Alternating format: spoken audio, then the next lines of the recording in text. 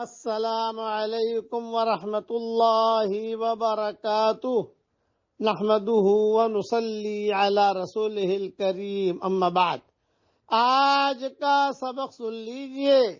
آج کے سبق کی سرخی ہے پیارے اللہ سے محبت کیجئے، پارٹ نمبر 43۔ حضرت ابو ذر رضی اللہ تعالیٰ عنہ سے روایت ہے کہ رسول اللہ صلی اللہ علیہ وسلم سے دریافت کیا گیا، افضل کلام کون سا ہے؟ رسول اللہ صلی اللہ علیہ وسلم نے ارشاد فرمایا، افضل کلام وہ ہے جس کو اللہ تعالی نے اپنے فرشتوں یا اپنے بندوں کے لیے پسند فرمایا ہے۔ وہ کیا ہے؟ اللہ تعالیٰ نے اپنے بندوں کے لیے، اپنے فرشتوں کے لیے پسند فرمایا تو کوئی بہت بڑی چیز ہے جو اللہ نے اپنے بندوں اور فرشتوں کے لیے پسند فرمایا کہ فرشتے بھی اسے پڑھیں، بندے بھی پڑھیں، اور اللہ تعالیٰ نے خود نے پسند فرمایا۔ وہ کیا ہے؟ فرمایا وہ سبحان اللہ و بحمدہ ہے، وہ سبحان اللہ و بحمدہ ہے۔ یہ حدیث مسلم شریف میں ہے۔ اب بتاؤ کتنی بڑی فضیلت کی چیز ہے۔ اس لیے سبحان اللہ بحمدہ پڑھتے ہی 100 مرتبہ آپ نے سبحان اللہ بحمدہ پڑھا، 100 درخت لگ گئے کھجور کے۔ اور جو ہے دوسری جتنے بھی، اللہ بھی ہمارے ساتھ ہو گیا، یہ بھی ہے۔ اللہ بھی ہمیں یاد کرے گا، یہ بھی ہے۔ اللہ تعالیٰ کو ذکر کرنے والا بہت پسند ہے، یہ بھی ہے۔ بہت فائدے ہیں، فائدے ہی فائدے ہیں۔ اس لیے اس کے پڑھنے کا اہتمام کیجیے۔ اب پڑھ لیجئے میرے ساتھ، اللہ اللہ ربی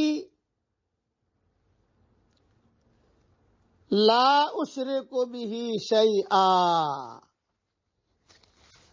حضور صلی اللہ علیہ وسلم جب کوئی نامناسب حال آتا تو اپنے گھر والوں کو جمع فرما کر اور ارشاد فرمایا، جب تم میں سے کسی کو کوئی غم یا تکلیف پہنچے تو یہ دعا پڑھو۔ حضور صلی اللہ علیہ وسلم نے اپنے گھر والوں کو یہ ہدیہ دیا تھا، ان کی طرف سے یہ ہدیہ ہمیں ملا ہے۔ حضرت عباس وغیرہ کو جمع کیا تھا، بلکہ خود گئے تھے حضور صلی اللہ علیہ وسلم۔ ہاں، یہ روایت صحیح ابن حبان میں ہے اور حضرت عائشہ سے مروی ہے، اس لیے اسے پڑھتے رہنا چاہیے۔ ایک مرتبہ اور پڑھیے، اللہ اللہ ربی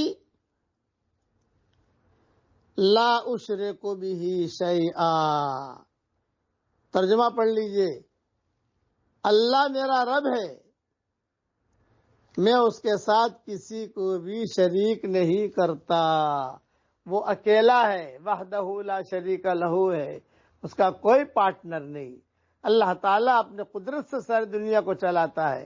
اے اللہ، تو ہم سب کو تیرے دین کی محنتوں کے لیے قبول فرما اور ہر قسم کے نامناسب حالات سے پوری حفاظت فرما، اور جو کام کرنے سے آپ خوش ہوتے ہوں وہ کام کرنے کی ہمیں توفیق عطا فرما، جو کام کرنے سے آپ ناراض ہوتے ہوں ہم سب کو تو بچنے کی توفیق عطا فرما، اور جو ناجائز عشق میں مبتلا ہوں اے اللہ انہیں ناجائز عشق سے مکمل طور پر نجات عطا فرما۔ آمین۔ وآخر دعوانا ان الحمدللہ رب العالمین۔